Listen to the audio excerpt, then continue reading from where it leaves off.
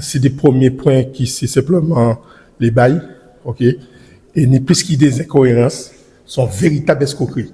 Quels sont les points Les points qui, à Kabaouyon, Monsieur l'anglais fait des côtés, même jour là, et ni des nationalités. La nationalité n'a pas posé problème. Mais qui j'en peux fait même jour là à Washington, et en même temps fait au Japon même jour là. C'est pas possible. Pire, il y a fait un jeu d'entreprise, de société. T'as là qui fait au Japon là, il y a une promesse de vote. L'autre qui fait à Washington là, ni bail là. Allez chercher l'erreur. Et nous là, nous adhérons, mais ça veut dire quoi? Une fois effectivement point là ça entamé, les dés sont jetés. C'est pas possible. C'est de l'escroquerie, ok? Son bastion à profitation pour faire effectivement détourner l'argent à Peuple Guadeloupe. Qui est présent? On est la région principalement et mais il avait conseillé et nous SDM. Ce qui est très important, on se respecte, c'est déjà pas mal. Et donc notre leader Hubert Kiraba a bien présenté les choses et il contrôle bien la situation. Pour l'instant, c'est normal que les gens en face doivent se défendre.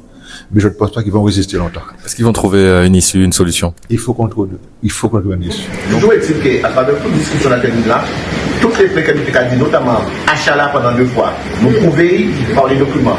Et Jota, mes chers amis, nous venons encore des éléments qui ont montré qu'au-delà effectivement de promesses là qui signent là, mais ça fait la non-chute illégalité.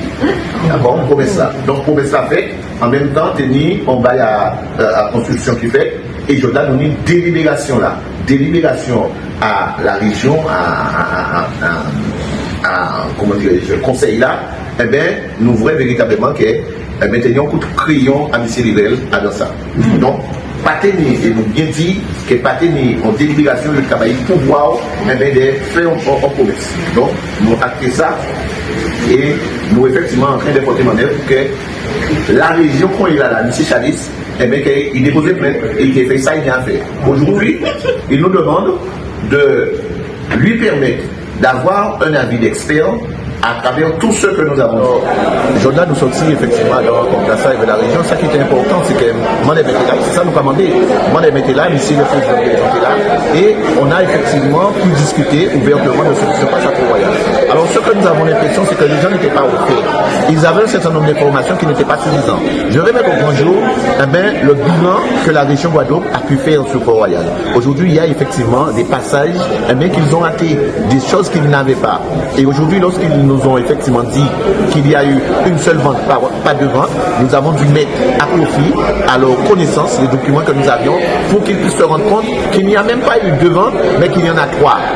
Mes chers amis, ce que nous pouvons dénoncer aujourd'hui, comment comprendre que la région Guadeloupe a pu faire, a pu garantir un prêt de 65 millions et aujourd'hui, ils ont remboursé plus de 110 millions véritablement pour acquitter Noisy. Au-delà de ce prêt, au-delà de l'argent qui a été dépensé, mais on a été obligé d'acheter 22 millions Fort-Royal, une fois, 2 fois, plus le remboursement de, écoutez bien, de plus de 110 millions de francs. Alors, nous disons que ça a été lamentable. Nous avons dit ça, nous avons mis à connaissance de ces élus-là les documents en notre possession et quand même ils ont constaté. Alors malheureusement, nous avons un président qui a déjà, selon ce qu'il nous dit, été échaudé. Alors on peut comprendre, on a entendu qu'ils nous disent que oui, mais comprenez que je ne peux pas m'appuyer sur que ce que vous nous dites, il faut que j'ai des experts, des personnes qui me couvrent. Alors nous lui avons donné 3 semaines pour que cette expertise soit faite. Il nous a aussi demandé de mettre à sa disposition les documents que nous avons. Les documents que nous avons sont publics, donc par conséquent nous n'avons pas de mal. Mais ce qui nous a aussi surpris et que nous avons aussi apprécié, il faut le dire, Madame le maire a décidé pour une fois de frapper le prêt sous la table. Les barrières de Port-Royal seront enlevées dans les jours, dans les heures à venir. Et dès que les barrières seront levées, eh bien nous allons effectivement quitter notre BIC à Port-Royal. Ça voudra dire que nous avons, dans un premier temps, ouvert Port-Royal aux Guadeloupéens et nous attendons la deuxième phase où les choses seront faites de manière à ce qu'on puisse récupérer notre Port-Royal.